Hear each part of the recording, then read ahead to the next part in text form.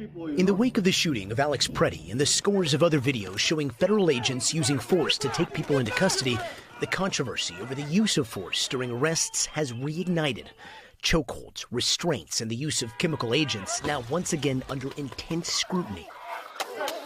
This is more about tragically terrorizing people than it is about safety. We will not allow violence against our law enforcement officers. And while the debate rages on at the federal level, police in some smaller local departments like Bellevue, Washington, have been trying something new when having to arrest a resisting suspect aimed at de-escalation and protecting a suspect's airway. Well, we got him in a SafeWrap. SafeWrap is really a new way, a new technique to bring someone safely into custody, if you will, without harming them or harming the officer. And that's what our community expects, right? It's a technique that's hard to make out from a body cam. Is that normal, yes or no?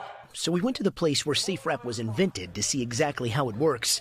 This is the Gracie University of Jiu-Jitsu in Southern California. Hinner and his brother Hidon are the grandsons of the godfather of Brazilian Jiu-Jitsu, Helio Gracie, who brought the sport to the United States. Their father, Rorion, was a founder of the UFC. But Hinner says SafeWrap is a far cry from the chokes and arm bars that Jiu-Jitsu is known for, and was created when a hospital in California asked him to come up with a way to restrain patients having a violent episode without hurting them or putting pressure on their chest and diaphragm. It's usually a dog pile of 5, 6, 7, 8, 9, 10 clinicians plus security guards. Everyone's pulling on limbs. The patient is at serious risk of injury. But there's really only one way to feel the difference between SafeWrap and the status quo. So Hinner brought me to a class of officers, and they showed me the old-fashioned way. As soon as we went to the ground, I resisted by pulling my arms in and keeping them there. More and more officers joined the pile, and eventually 5 officers were able to get my hands behind my back, and it got intense. You guys, his arms. Ouch. When you guys had me down, I felt there was so much force that I felt like if I was going to give you my arms, they were going to snap off. Next, just Hinner and his brother tried SafeWrap. Do not go down. The Gracies say putting a subject on their side lets officers monitor their face for medical emergencies, allows unrestricted breathing, and reduces the risk of asphyxia.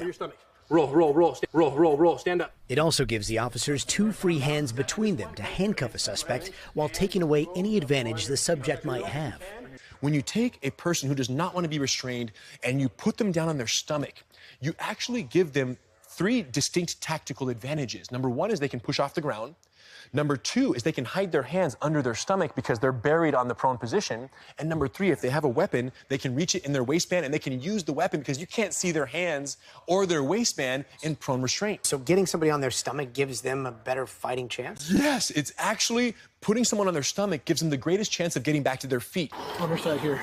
Bellevue Police Department in Washington was one of our early adopting agencies. They had their first SafeWrap application by an officer who had no fighting experience, had no martial arts practice experience in his whole life, and this was his actual very first use of force. SafeWrap. Legs are crossed. There's no rush because he can't go anywhere. No one's in a panic. We're good until we get support. So far, Hinner says hundreds of agencies have licensed a system which requires mandatory refresher training every year. Since departments are notoriously resistant to giving more training time for the basic skills that every officer should have to protect themselves and to protect civilians, it's like we're taking it upon ourselves to say, no, it's not good enough. The minimum 2, 3, 4 hours a year, we don't accept that. If you guys want the benefits SafeWrap offers, this proprietary system, then we need you to invest in your officers, invest in your firefighters, invest in your paramedics. How do you respond to those that might see this and say, firefighters, EMTs, they shouldn't be learning how to fight? The reality is this, today, they're already facing record high levels of violence in their everyday jobs. They show up in an ambulance, they get a patient, they put him in the back of the ambulance, they're in a locked metal box that is moving. The patient will sit up, often unbuckle, and now attack the paramedic in the back of the vehicle.